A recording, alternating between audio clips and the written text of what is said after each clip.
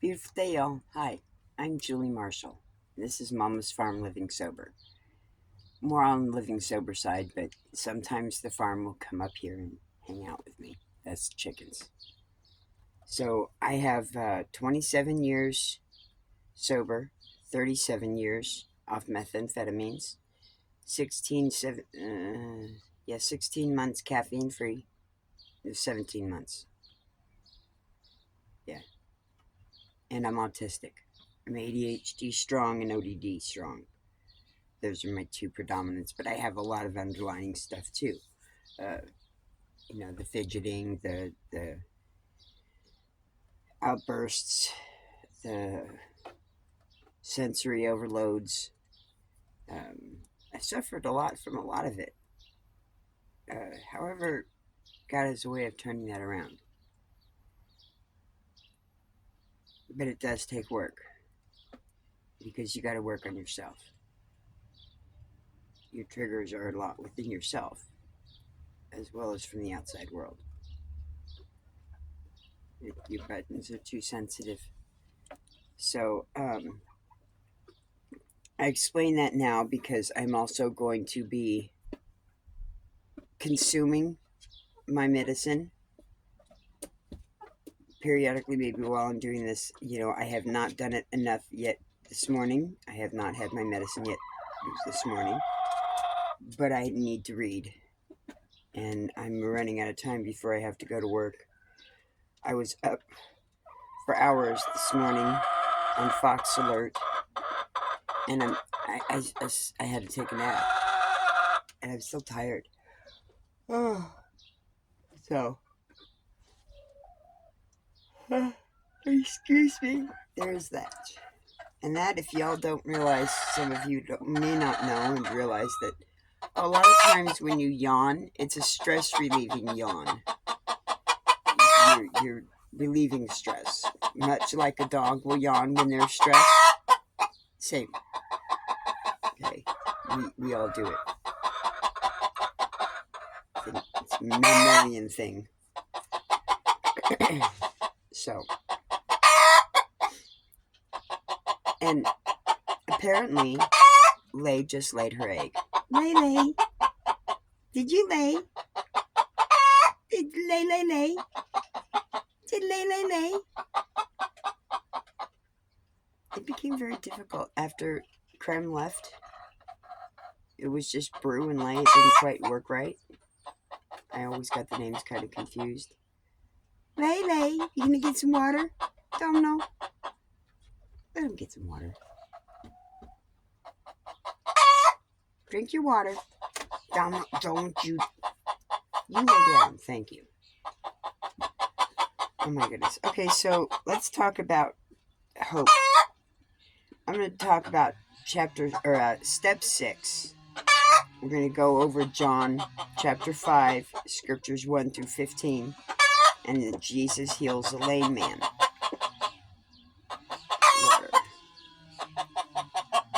So step 6 is we were entirely ready to have God remove all these defects of character. That's a defect of character. Distractions, anger and agitation over distractions. It's a little bit excessive.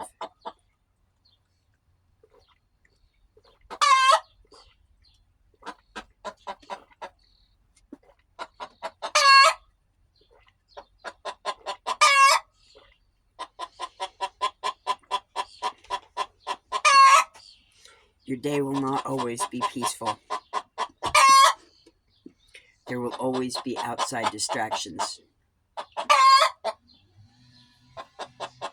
Always. Unless, of course, you live in a sterile environment. And again, I feel sorry for you. And you really need this channel. Because even in a sterile environment, you're just hiding fucked up shit. Just hiding it. We were not made to be sterile.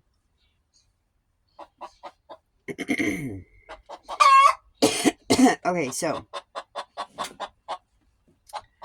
now I'm going to start reading. this is where I'd like to have a direction.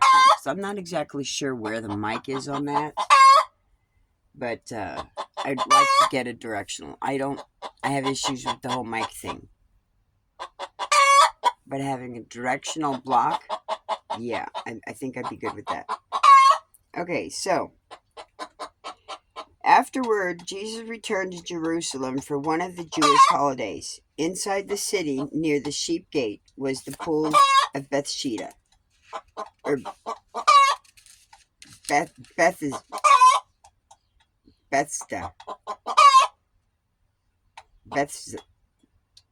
I can't pronounce it. I'm not going to get distracted with it. With 5 covered porches. Crowds of sick people, blind, lame, or paralyzed, lay on the porches. One of the men laying there had been sick for 38 years. 38 years. When Jesus saw him and knew he had been ill for a long time, he asked him, "Would you like to get well?" The sick man said, "I can't, sir, for I have no one to put me into the pool when the water bubbles up. Someone else always gets there ahead of me." Jesus told him, "Stand up, pick up your mat, and walk." Instantly, the man was healed. He rolled up his sleeping mat and began walking. But this miracle happened on the Sabbath, so the Jewish leaders objected. They said to the man who was cured, "You can't work on the Sabbath. The law doesn't allow you to carry that sleeping mat." That's a bit excessive. That's very excessive. But he replied, "The man who healed me told me, 'Pick up your mat and walk.'" "Who said such a thing as that?" they demanded. The man didn't know, for Jesus had disappeared into the crowd. But afterward, Jesus found him in the temple and told him, "Now you are well, so stop sinning, or something even worse may happen to you." Then the man went and told the Jewish leaders that it was Jesus who had healed him.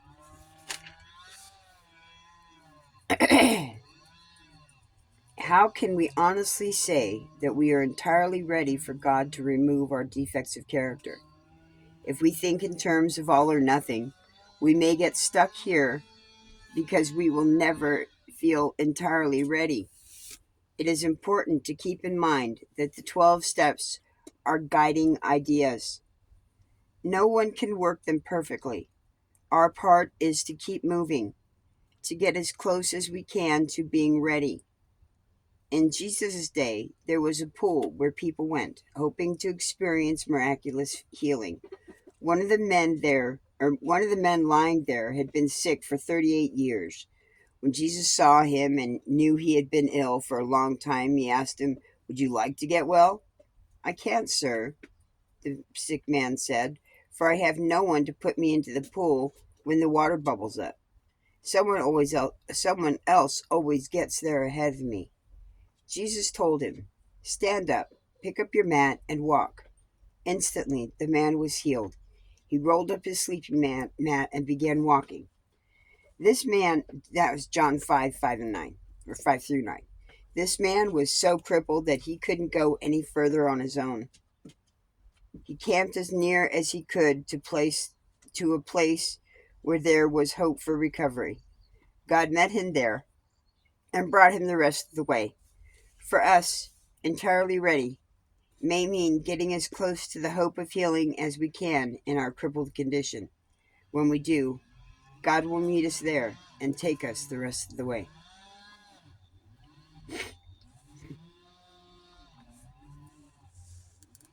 You have to be entirely ready just to be done with it. Don't we all get to that point? It's called hitting rock bottom. When is your rock bottom? When are you going to hit that point? It doesn't need to be that way. You do not have to hit rock bottom. In sobriety, when you're going at any moment, that's your moment. You start your day over. At any moment, you're done. You just let it go and you give it over to God. I've been struggling and stuck for a long time. And I have gone the gambit in this hope aspect. I've done everything I could possibly do for myself to change this, to get out of this. And I'm still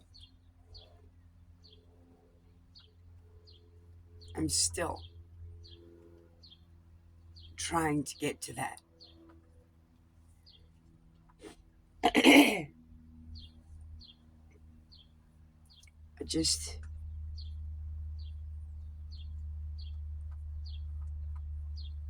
You have to give it up to him. You do your footwork. This is your footwork, your Bible study, your step work. You know, if you are on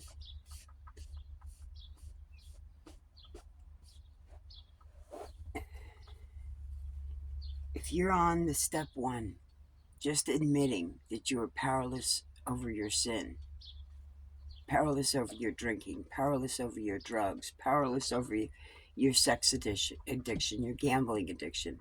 It doesn't matter what it is. If you're over it, you know that you have no control over it anymore. It's controlling you. You have to do it. That's not your control anymore. You're powerless over it. It's controlling you. What are you going to change? There's nothing in this world, nothing in this world that's going to help us. Everything in this world is made to destroy us. Oh, how do I know that? How do I know that? Because I've lived it. So, let me ask you this. If you are so argumentative and you're so combatant about, or on the defense about the sin aspect of things, okay, what makes you think that basic can I get good and evil? You got good and you got evil. You got bad, you got good. Doesn't seem like there's so much good right now, right? Yeah, no, because there's not. There's not. Okay? God is the Almighty. He's not doing much right now. He's not. He's letting us do what we're going to do. That's our choice. And that's what he's told us. He will not interfere in that regard. Okay? He's not interfering in that regard. You have all the choice in existence. Your choice is your existence. What are you going to choose? Are you going to choose life or are you going to choose death? Are you going to choose right or are you going to choose wrong? If you're watching this right now, you're on the right side, period. Because there ain't no one out there that's choosing the side of wickedness that's ever going to watch even 13 minutes into my videos. The first minute, 2 minutes, off, swipe, gone. If you're here this long, you're doing the right thing.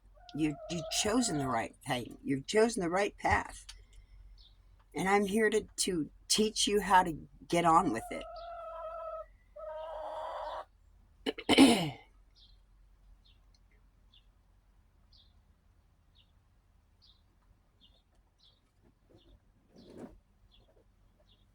Hope and faith are things that are felt and are invisible. If you don't have faith, you don't have hope. Faith, you don't have hope. If you don't have faith in God, you have no hope. There is no hope without faith.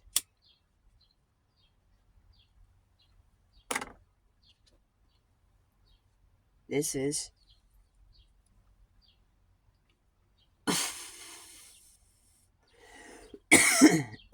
Stigma.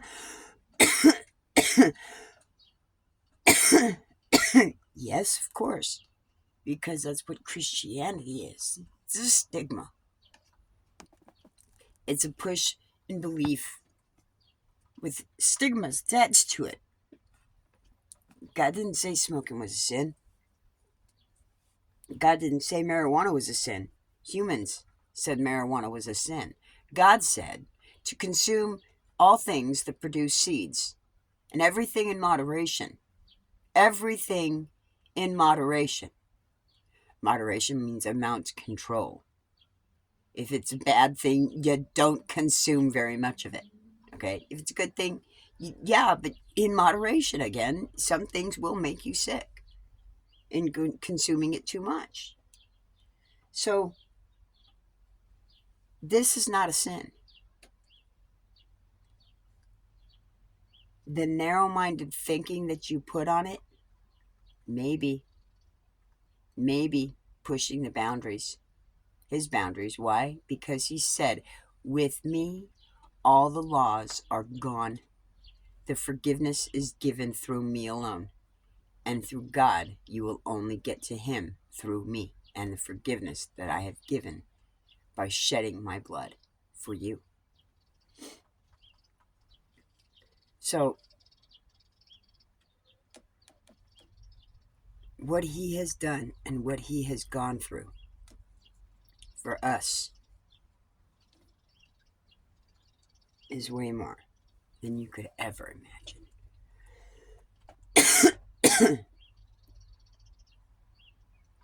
And you surely don't want to go through it. And it's been done to lesser men. So,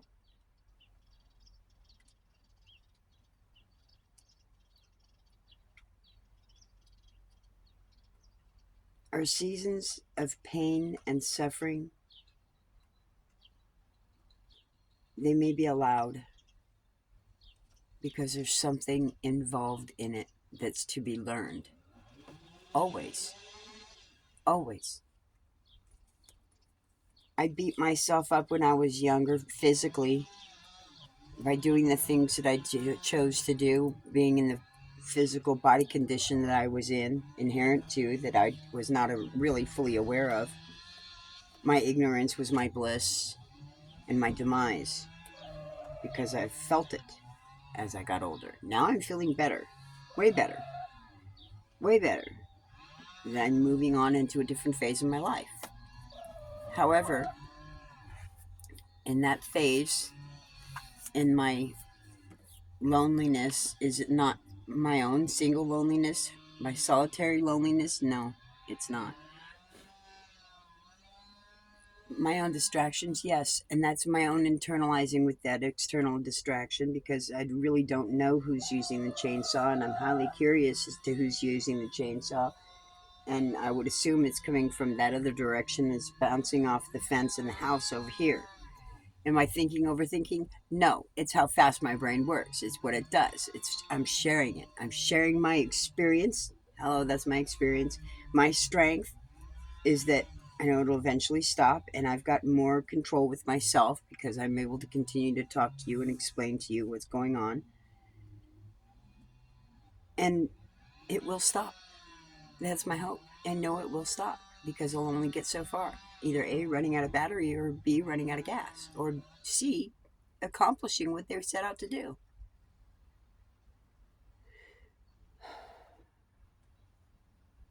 There. Take a deep breath. It's over. Time has passed. So, it's just that. If something bothers you, take a step back. Take a deep breath. Take a few deep breaths. Focus on it. And focus on getting that last little inhale, like a yawn. You know, yawns are not necessarily just, I'm tired. No, it is not just, you're tired. That's a narrow minded, egotistical, selfish centered bullshit. Projection. Get your fucking facts straight, you ignoramus. And you're ignorant.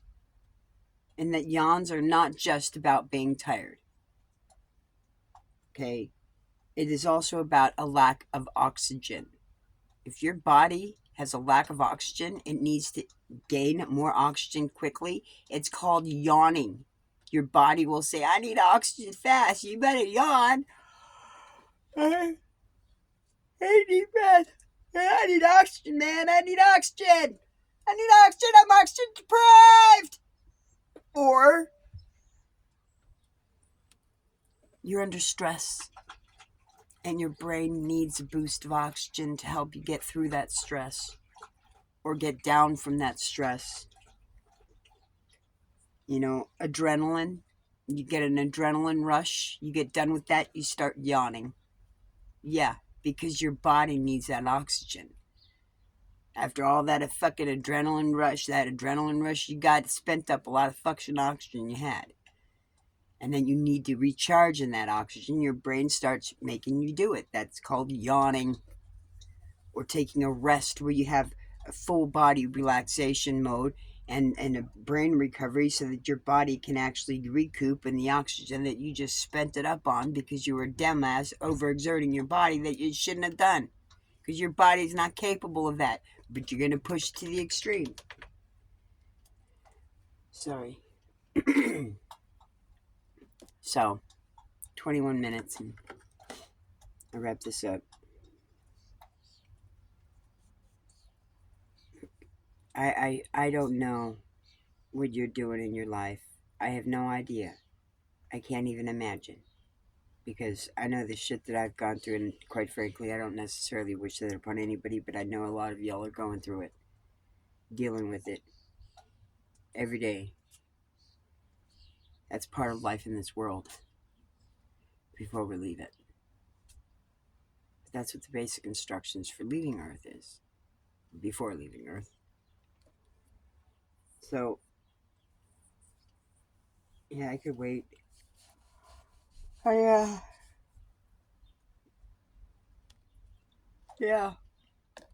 No. I think I got enough sleep. Even my morning nap. That is a stress relieving yawn. Oh, and do you know the difference between a petit mal seizure and a grand mal seizure?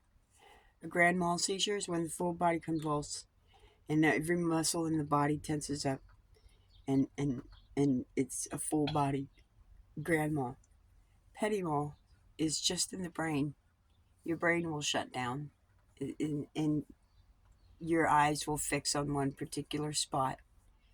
And you're really incapable of moving unless you are already in a repetitive motion when the time happens.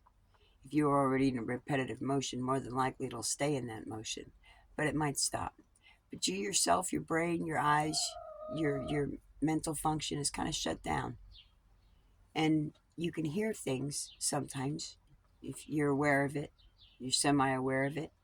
You can hear your stuff around you, but you can't move, you can't look, you can't focus on it. But you can still subtly hear it. Those are petit mal seizures.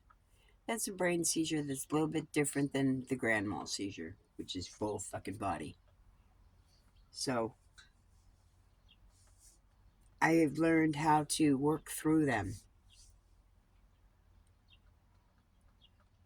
Oh, and they also typically last about 15-20 seconds long, maybe longer in some people if they're, severe enough and you're not really fully aware of it. And when you come out of it, you will repetitive blink your eyes and typically yawn. Those are petit mal seizures. So anyways, welcome to my world.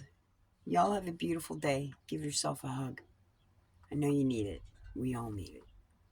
Or give somebody else a hug because you know they do. Y'all take care now. Have a beautiful day. Love ya. Bye.